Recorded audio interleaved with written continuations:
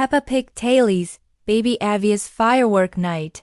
Brand new Peppa Pig episodes. Some nights have a glow about them, sparkly, fizzing in the air, quietly humming with excitement before anything even starts.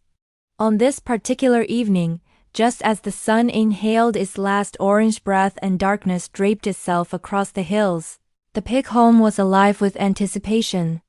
Firework night had arrived, and, for the first time, Evie Pig would be joining the yearly spectacle at the park.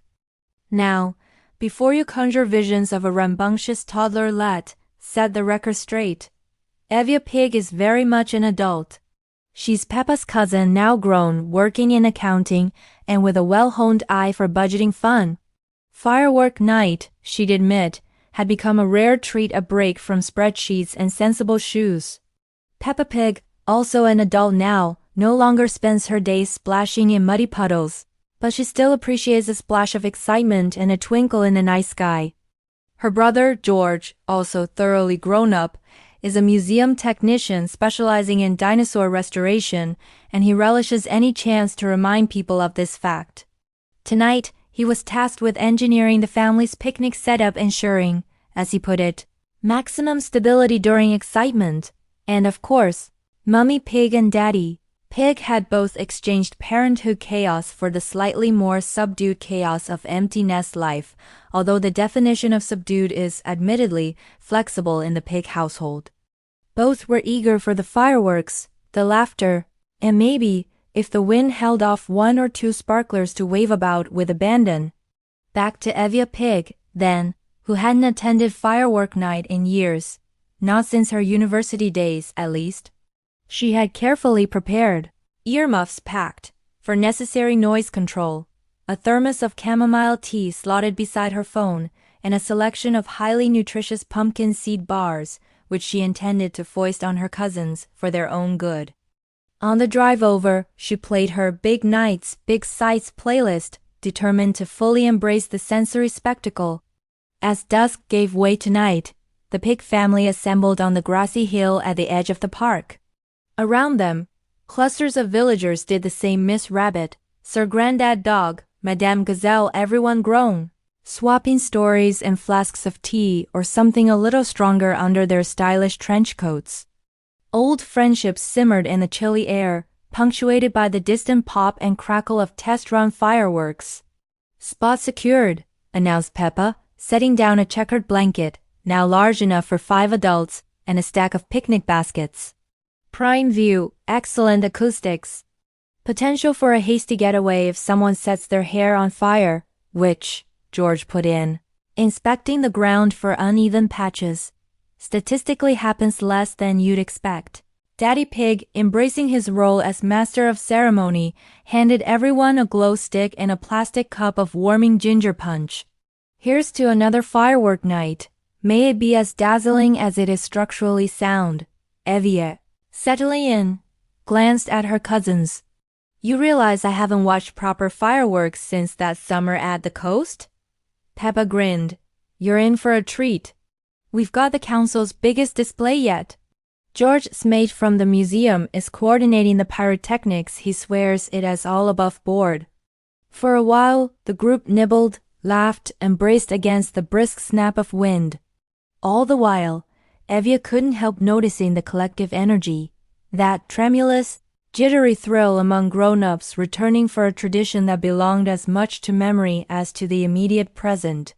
Fireworks, she thought, weren't just for children or nostalgia. They were for everyone needing a little wonder, a break from the ordinary. Around them, anticipation bristled. Madame Gazelle led a casual sing-along of "Ode to the Rockets," while Grandad Dog reminisced about his wilder youth. "Back when we set them off ourselves. Health and safety would faint these days." Miss Rabbit was inevitably running everything, handing out programs, directing traffic, and distributing blankets to those who underestimated the temperature. Then the lights along the main field dimmed, and a ripple of hush swept the crowd. Evie's heart thumped. The first firework, bright and impatient, streaked into the sky and thundered into golden blossom. Gasps, laughter, the hushed ooze, a choir of awe that belonged equally to adults as it ever did to children. As the display unfolded, Peppa leaned over, her face lit amber by the next starburst. Remember those old sparklers you and I nicked from the kitchen drawer all those years ago? Evie smiled, remembering the backyard, the fizz and shriek, Mummy Pig harrying them with oven mitts, George lecturing about sulfurous emissions at the tender age of 10. Some things don't change, Peppa said. Except the insurance forms got longer. The fireworks increased in intensity, shattering greens, blues knifing through the dark, spirals whistling higher than reason. The finale promised an unprecedented symphony of light, or so the council's leaflet declared. Just behind our blanket, Granddad Dog cheered, "That's the stuff." As the park filled with the scent of spent fireworks and roasted chestnuts. Midway, Evie noticed George had drawn up a meticulous firework observation scorecard, timing each explosion, noting color, longevity, and fantastical resemblance. "Look there," he muttered. "That one's a clear pterodactyl silhouette." Peppa rolled her eyes but secretly scribbled down her own guesses. A gentle drizzle flirted with the edge of the event, but nobody moved. The air was charged with nostalgia and something else, a gentle pride in having carried the tradition forward, imperfectly but with good cheer. Evie realized that, despite the years and the life admin and the never-ending emails, this was what she'd actually missed: the congregating, the shared gasp, the soft laughter in the dark. Near the end, Miss Rabbit bounded over, ever multitasking, to offer everyone an armful of sparklers and strict instructions, one at a time, arms out, and not near George's hair. Museum-grade flammable, that is. With the finale looming, the sky seemed to sink lower over the little crowd. Each firework was louder and more beautiful than the last, the grass glowing with each reflected burst. In the crescendo's pause, before the park fell silent and then erupted in applause, Evie caught herself grinning, entirely present. The night began to wind down with a rolling wave of applause through the park. People tucked away their sandwich wrappers and empty cups.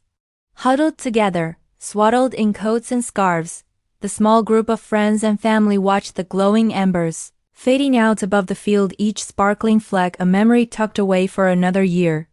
On the walk back to the car, Peppa nudged Evie. "So verdict?"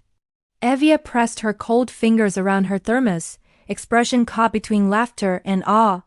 "It's everything I thought I'd outgrown, turns out you never do." George, cradling a leftover sparkler, nodded sagely. Lesson 1. Fireworks are always better with a scorecard. Lesson 2. Ginger punch plus nostalgia equals a successful night. Behind them, Daddy Pig added. Lesson 3. Always pack extra biscuits. Someone always forgets. As the pigs meandered home under the far-off shimmer of the last, lingering fireworks, the park behind them grew quiet again.